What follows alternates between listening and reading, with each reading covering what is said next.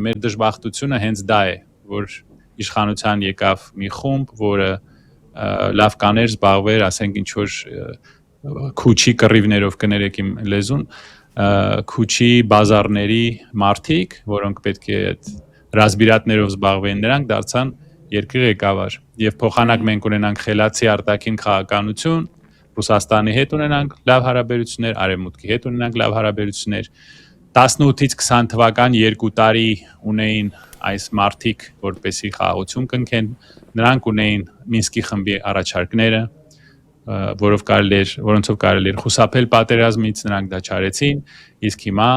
ակլորացել են, Ղարաբաղը հանձնելուց հետո, Մեղրին հանձնելուց հետո ակլորացել են, պորտը տեղն են դնում, դուք տեսաք ով ում պորտը տեղ դրեց,